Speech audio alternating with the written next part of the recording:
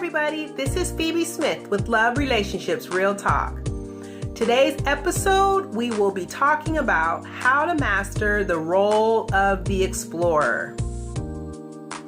The letter that inspired this role is as follows. What does it mean when you connect energetically with someone, but you're opposites in fundamental ways? Currently, I'm in a relationship with a wonderful man. He is so charismatic, intriguing, interesting, and adventurous. We've had a whirlwind relationship for 5 years. He's completely dedicated to me. We have been all over the world, and he wants me with him and is at his happiest when we are exploring the world together. He does missionary work and he makes money as a photographer. I love that he's so passionate and big-hearted. However, I want to have a family, and so does he. But I feel the need to settle down and grow roots somewhere. I think children need stability and routines. He wants us to be a traveling family, a world traveling family. Periodically throughout our relationship, he's chosen to live alone on the road. In the past, I've been fine with that. I was concerned about his propensity to want to get out there and explore the world, and for him to, in that he has these urges to leave and do that. So I decided to engage him in a real talk conversation, as you suggested it in another video that I've watched.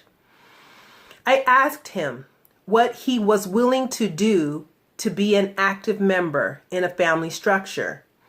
He didn't have any definitive answers, and he hasn't made any changes in his habits for the past year. I just learned that I am in fact pregnant. What expectations should I have for my love given his free-spirited nature? She goes on to say that she is open to a non-traditional relationship and that marriage is not a necessity or an expectation that she might have. But inside of the family dynamic, she is quite concerned about the effects his need to explore and move around the world will have on their children.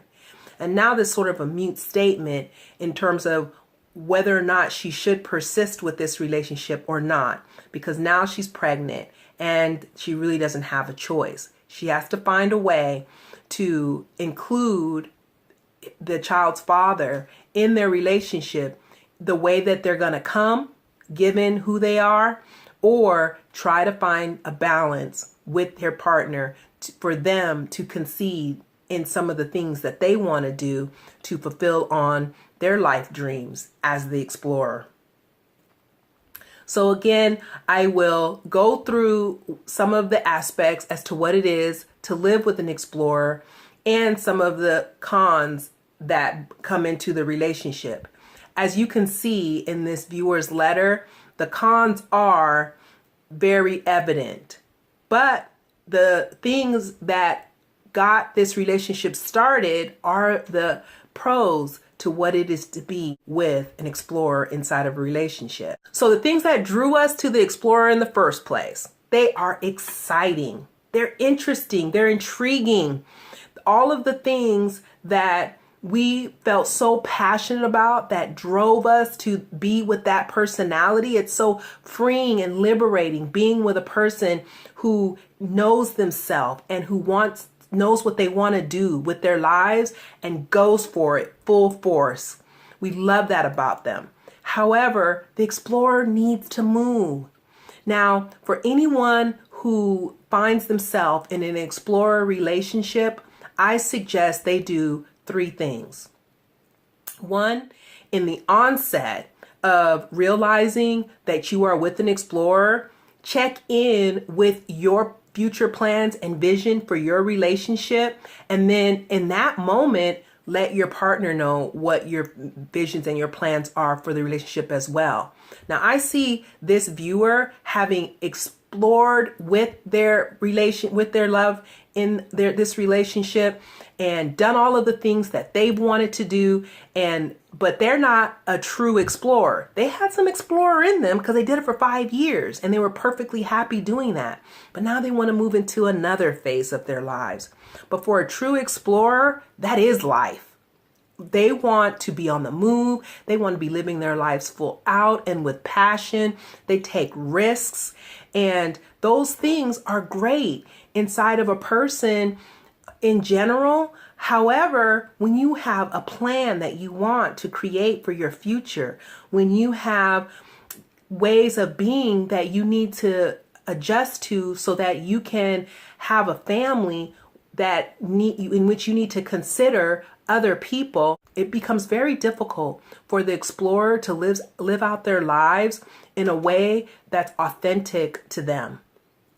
So we have to take this into consideration when we get involved with an explorer. And you can tell right away when you're in a relationship with an explorer, because they don't do anything as predicted or as expected. Now, when it comes to people truly being affected by that decision making, then it becomes a problem. The second thing that I would suggest for you is for you to decide if you can allow for your explorer love to be who they are, or are you planning on changing them? If that's the plan, get out of it, because it's not fair. You knew who they were when you got in a relationship with them, and for you to expect for them to be different later is not fair. You have to let them live as they will live. Now, I made the distinction earlier in this video that there is someone who has explorer in them, and there is a person who is a true, bona fide, 100% pure explorer. These are the people that I'm talking about. If you determine that this is who your partner is, but you are more of another role, this is the benefit of having an exercise or an activity like this, determining the role that you are, because you can then allow your explorer to be who they are with that knowledge and expectation going in, and not try to change them later. Because that's what they're going to argue, that you knew who I was when you started this relationship and now you want me to be different. And you know what? They're exactly right. It's not fair. And then the third thing that I would invite you to consider as you're in a relationship with an explorer is to take this opportunity. Because a lot of times when you're in a relationship with an explorer, there are relationships that are somewhat temporary. Remember in the other videos that I suggested to live your life under the ideology that Iyanla Vanzant tells us, that relationships are either for a reason, a season, or a lifetime. Now, if I were a statistician and I was doing data research around these different roles, I would put explorer at the top of the list when it comes to relationships that last for a reason and a season, but not a lifetime. Because explorers need that movement, and they need that change, and they need to feel free in their lives. And so my number one suggestion is to be upfront and completely honest with your partner about what your expectations and your vision is for your life. You know that you are a person who needs to be on the move. You know that you have that itch. Now, if you're with another explorer, when she was in explorer mode, it was all good. 5 years of bliss. That's what I got from this letter. And now that she's shifting into her other role, which probably is her more predominant role, and moving a little bit out of the explorer role, she probably still would like to travel and do things, but it sounds like she's going to start putting some expectations on her partner, her explorer partner, that really is not aligned with their personal vision and passions and the way they live their lives. That's where we come into some conflict. So the best thing to do is from the onset for both parties in the relationship is to be completely 100% honest. Honest with yourself and honest with your partner as you proceed in this explorer relationship. Now, let's say you're already in there. You're in love. You're knee deep. Well, you're in over your head. Not even knee deep. You're in over your head and you're in love with this person and you want them in your life, or they're the father of your children or the mother of your children, or that there's some permanent factors that are preventing you from being able to split and go your own ways. And now you're looking for a way to create balance for both parties in the relationship. So in this case, what you need to do is to start having these real talk conversations. Be 100% honest with one another.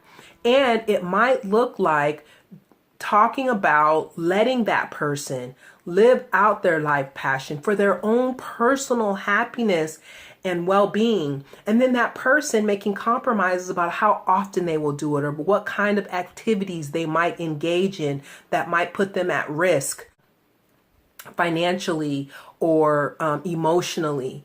You have to be responsible, explorer, for thinking about your family outside of yourself in this compromise to be in a relationship with someone who is an explorer.